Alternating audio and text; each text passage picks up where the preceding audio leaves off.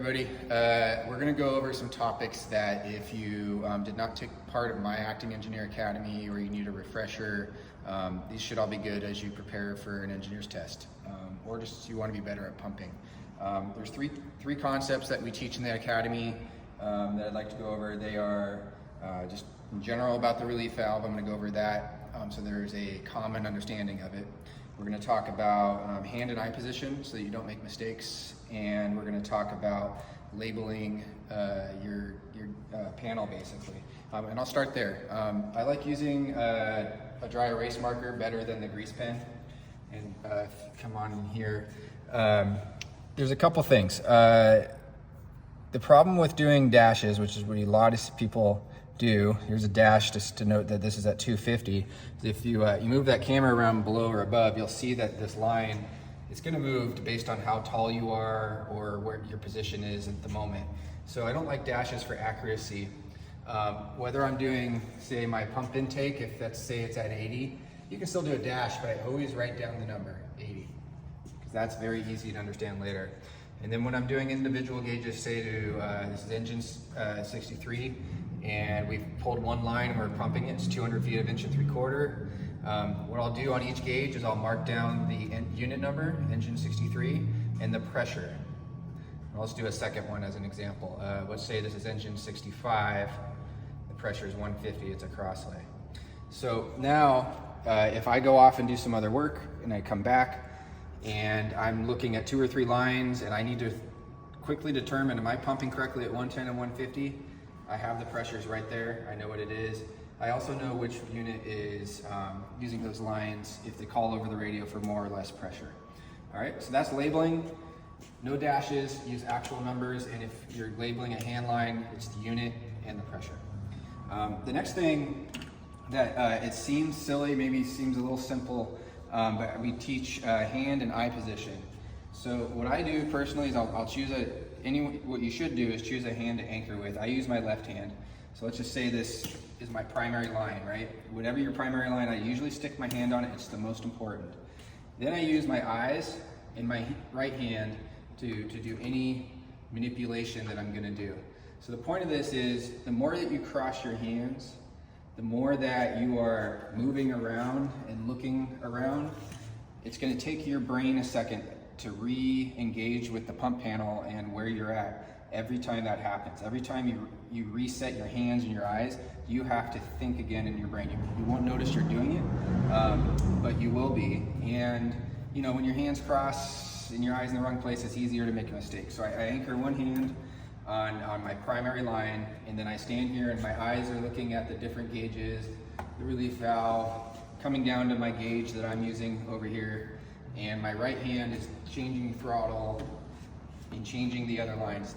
Staying anchored like this will keep you connected to the pump panel and keep you from making mistakes. And so in a second we'll bring that all together. The last bit is the relief valve. So there's a lot, everyone that comes to me to talk about the relief valve seems to have a different way of describing it, which is fine, however it works for you.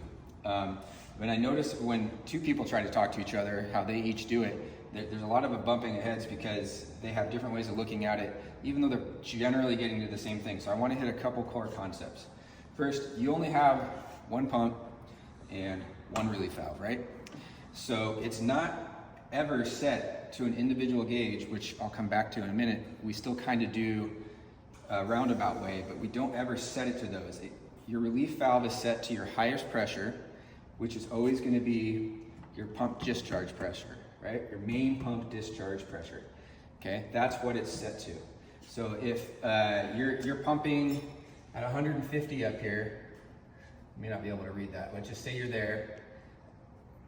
Let's just say you're targeting 150 on your crosslay here for engine 65.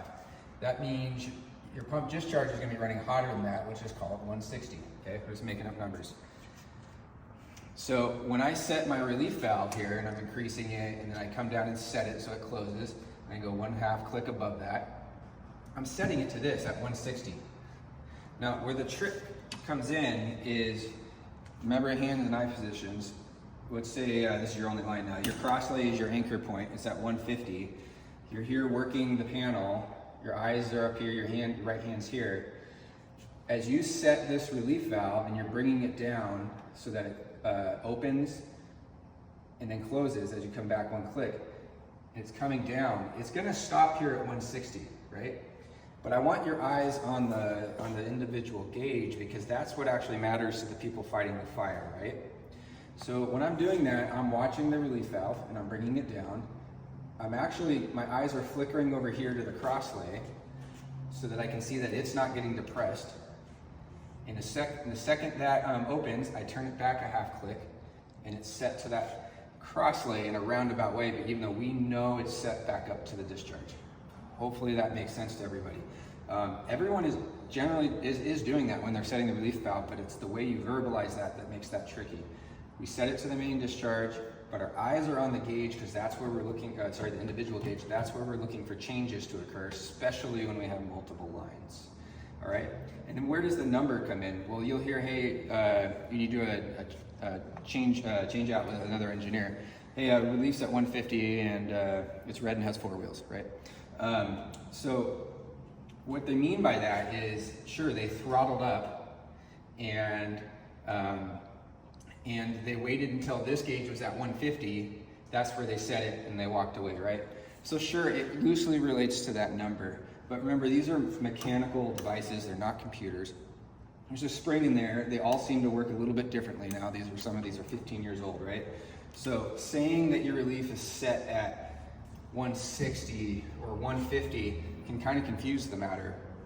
Because if you're looking at the individual gauge, which we set it to visually, that's what we were watching while we were setting it, going back and forth between here and here, it would be 150 in your mind, I guess. But in reality, it's set to 160. Because that's where the pump discharge, the main pump was, because it was slightly above it. So I like to say that my relief is set to the highest pressure plus 1/2 turn. If you want to go 2, fine. But that's how I say it. It takes out all the complications with that. A couple other things about the relief valve. So like I said, it's one relief valve, one pump. The way it basically works is when this activates and it says open, it's going to divert water around the pump, and it has a limited ability to do that. Dan goes down at the MSC, told me a number once. It's kind of hard to replicate that. But the closest way you can do that, and I suggest everyone tries this, is get in the pump, set your relief somewhere around 120. I know I said not to use numbers, but above wherever you are, throttle into it, and you'll watch your gauge go into it and get the relief valve will open and it'll be stuck, continue to throttle and continue to throttle. And what's happening is the water's going into the relief valve and getting diverted around. The more you throttle, the more water you'll send to the point where it can no longer divert the water and you'll overrun it. And all of a sudden, as you throttle up, the relief valve will give and you'll be able to increase the pressure above the relief valve. And the point of overrunning it like that is to demonstrate that it has a limited capacity to basically provide pressure relief, right? And why is that important? One last question that I get asked frequently is it okay to leave this relief valve open while we're operating? And it's a tricky question because the answer is always yes. If you have something critical you need to go do, it can run with this relief valve open. That most commonly would happen. Let's say you put your first line into service like we did over here and it was at 110, you set your relief, you went around and got your water supply, came back, did your changeover, and as you're doing your changeover, as we all experienced, a big surge of water comes in, the relief valve activates, right? And you have to reset your relief valve at that point to reclose it. If you can, I highly suggest in that moment you set your relief valve, and I'll mention why in a second. But let's just say you can't. It stays open. This is running at 110. The relief valve's actively working against the pump, but everything's set. You have to go do something critical, get another line into service, whatever it is. The issue with leaving it like that is now you come back. Well, first of all, as we mentioned, it has a limited capacity to operate, right? So now that we're doing that, we're running against it. We're using up some percentage of that ability for the relief valve to respond. Plus, we're now hooked up to a hydrant, which is really the only thing that's going to be able to send enough force at us that we truly, truly need that relief valve, right? So when the relief valve is open, just to make that point clear, it has a limited ability to respond to any new pressure, okay? So we can leave it there if we have to do something critical, but if it is open, we're gonna try to close it as soon as we can, okay? Up and come back down and close it. The second reason, which is where I was getting with that, was you got your line into service, you did your water supply, you got your changeover, someone asked for a second line, so you left the relief valve open, you didn't get a chance to reset it. You go do that, and whatever, that takes your brain over to the outside of the engine, or sorry, the pump panel, takes you away from the pump panel. You go do your work, you come back, you've got that line connected. Now you have your original line flowing, you have a second one about to go, and your brain's gonna come to here and worry about that. You're gonna charge that line, you're gonna start trying to get all the pressures correct, and they're different pressures more often than not. And what did I forget? Oh yeah, the relief valve, right? So what I've seen, especially in just newer engineers, is if you leave that relief valve open and you run against it while you do something else, is that some people will come back and forget that, and now they've got two lines going. This second one is, the first one was 110, the second one's 150 hypothetically, and you've got them both going, they're both at 110, you go to throttle up so you can get this second line up to 150, and notice here's my hand in eye position. Sorry, I'm gonna go like this. As I'm coming up to 150, my eyes are where they need to be, but I'm anchoring my hand. But I'm doing that, and for some reason, I can't get this one to come up, right? And it's because the relief valve is still on. I never closed it. And it's just really easy to make a mistake when you're running with the relief valve open, especially when you start dealing with multiple lines. It would be much better in that situation as you do your changeover. You quickly get your relief valve out of the way and set it. You're running at 110, you got your water supply. Now it's time for a second line. Great. You come back in, you connect that line. I've got these two lines. I open them both fully. They're both running 110. This one needs to be 150. I get my relief out of the way temporarily. I throttle up, doing my work here with the levers to get this just right. I'm watching everything, and now they're at 110 and 150. I decrease the pressure of my relief valve to set it up a half turn. I've now got a line at 110, a line at 150, my relief valve set. I can get out my trusty pen, engine 63, 110, engine 65, 150. When no lines are flowing, I get a moment, I notice that my static intake's at 80, I write that down. And that puts all those concepts together. In the academy, we drill on that, and that's what it looks like at the end of the week.